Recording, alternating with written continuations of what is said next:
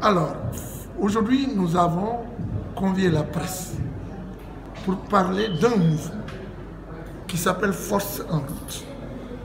Force en route est différent d'une association de personnes handicapées en ce sens que Force en route intègre dans sa démarche la caractéristique politique.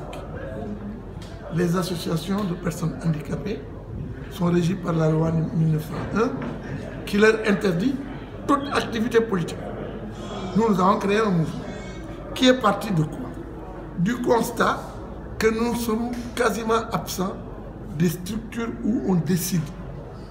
Et quand j'ai eu la chance d'être investi par mon parti à la députation, les personnes handicapées, pour l'essentiel, se sont retrouvées derrière cette candidature et ont manifesté leur solidarité parce qu'espérant qu'avoir un député permettrait de faire avancer la cause des personnes handicapées. Mais après cela, une fois l'élection passée,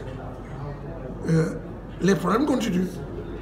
Et Force en route a dit il faut qu'on continue à se battre de manière unitaire pour accéder à des postes de responsabilité, mais pour faire aussi avancer la cause. Notamment, pour que la carte d'égalité des chances qui a été rendue possible par le président de la République soit effective avec tous ses avantages. Mais également pour régler le problème de l'emploi des personnes handicapées, pour régler le problème des activités génératrices des personnes handicapées, pour régler le problème de l'appareillage des personnes handicapées, pour régler le problème de l'éducation des enfants handicapés. Bref, pour régler les droits économiques, sociaux, culturels et politiques des personnes handicapées. Mais également en se disant que si nous sommes présents en masse dans les structures où on décide, comme l'Assemblée nationale, comme le gouvernement, comme le Haut Conseil, comme les mairies, comme les départements, ça pourra faire avancer les choses. Et nous avons tenu compte du contexte politique aujourd'hui, qui est caractérisé par l'appel au dialogue du président de la République pour dire oui, nous sommes partie prenante du dialogue, nous voulons participer au dialogue parce que nous avons à y apporter. Donc c'était ça aujourd'hui le sens de cette rencontre avec la presse. Nous avons mis l'accent sur ce qui manque et nous avons mis l'accent sur ce que nous attendons. Évidemment, nous ne sommes pas un pays développé, nous ne pouvons pas nous comparer à un pays développé, mais il est évident qu'il y a des choses qui, si elles sont prises en compte de manière politique et efficace, vont faire avancer la cause des personnes handicapées. Par exemple, il y a très peu, ou il n'y a quasiment pas, de structures éducatives spéciales publiques.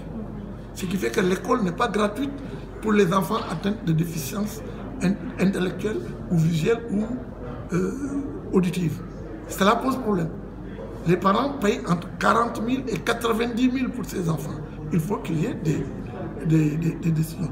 Vous voyez également que le transport adapté n'existe pas ici. Vous voyez également que l'appareillage pose énormément de problèmes. Toutes choses qui peuvent être réglées par l'État et la société. C'est-à-dire qu'il ne faut pas que la société se dédouane sur l'État. Tout le monde doit y participer. Les sociétés, les mécènes, mais également le citoyen lambda. Cela est possible. Si tout le monde, je me rappelle toujours la sentence du roi Béhanzin qui disait si tous les fils du pays venaient par leurs mains assemblées boucher les trous de la jarre percée, le pays serait sauvé. Si on le fait, le handicap sera largement atténué.